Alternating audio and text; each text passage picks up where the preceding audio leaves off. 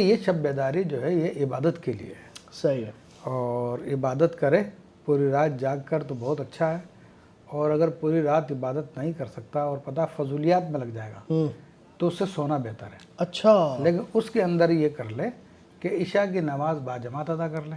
صحیح ہے. اور اپنی تراویح پڑھ لے. صحیح ہے. تو تراویح کا قیام بھی انشاءاللہ تعالی رات میں قیام کرنے کے مترادف ہے جس کے لیے فرمایا. صحیح ہے. اور پھر فجر کی نماز اٹھ کے جو ہے جماعت سے باجماعت پڑھ لیں. اور اس کے اندر اور آسانی ہے کہ روزہ کا مہینہ ہے، تہجد میں بندہ اٹھتا ہی ہے، جی ہاں تو وضو کر کے 2 یا 4 رکعت پڑھ لے تہجد کے نیت سے. صحیح صحیح. تو اس رات کو مطلب کہ زندہ کرنا بھی ہو جائے گا، احیاء اللیل بھی کہلا جائے گا. اور ویسے بھی عشاء کی نماز باجماعت پڑھے فجر کی تو آدھی رات کا ثواب ملتا ہے عبادت کا، اور فجر کی پڑھ لے باجماعت تو پھر باقی آدھی رات کا مل جاتا.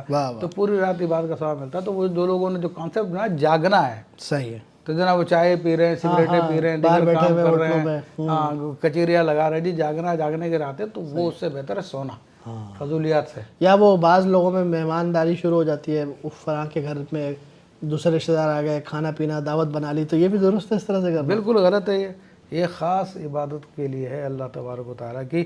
تو اللہ تعالیٰ کی عبادت کی جائے تو یہ تمہارے لیے لیلۃ القدر ہو جائے گی. صحیح. اس لیے بعض بزرگ فرماتے ہیں کہ ہمارے لیے تو ہر رات ہی لیلۃ القدر ہے اور ہر دن ہی جو ہے عید کا دن ہے. سیدنا ابو العباس مرسی رضی اللہ تعالیٰ فرماتے ہیں. واہ واہ. ابو العباس مرسی رحمۃ اللہ سے جب یہ بات کی گئی تو انہوں نے یہ کہا کہ ہر رات ہماری تو لیلۃ القدر ہے اور ہر دن ہمارا عید کا دن ہے. وجہ یہ تھی کہ وہ ان کی راتیں اللہ تعالیٰ کی عبادت میں گزرتی تھی، تو اس لیے ہر رات ان کے لیلۃ القدر. یعنی کہ ایک عام انسان جس طرح اہتمام کے ساتھ شب قدر گزارتا ہے یہ لیلۃ القدر، تو ان کی ساری زندگی اسی اہتمام کے ساتھ گزر رہی ہے. ہاں. سبحان. پھر جیسے حضرت ہمارے سلسلے کے ایک بڑے بزرگ سیدی عربیت درقاوی رحمۃ اللہ علیہ کے پیر سیدی علی الجمل العمرانی رضی اللہ تعالیٰ عنہ فرماتے ہیں کہ اگر ہم پر اس رات میں کوئی فاقہ ہے، یعنی فاقہ سے مراد اللہ تعالیٰ کی طرف سے کوئی آزمائش آ جائے، تو کہا ہمارے لیے وہ لیلۃ القدر سے بہتر ہے.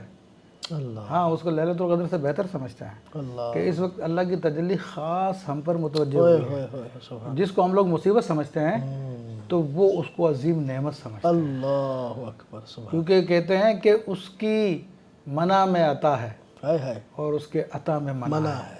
واہ. تو جو اہل اللہ جانتے ہیں کہ کسی چیز میں منع آیا ہے تو اس کے اندر غور کرتے ہیں تو ان کو عطا ہی عطا نظر آتی ہے. سبحان اللہ. تو اس لیے کہتے ہیں کہ ہم پر اس رات میں اگر کسی رات میں فاقہ آ جائے یا کوئی سختی آ جائے تو وہ رات وہ دن ہمارے لیے لیلۃ القدر سے افضل ہو جاتا ہے کہ خصوصی تجلی الہی ہمارے طرف متوجہ ہوئی ہے.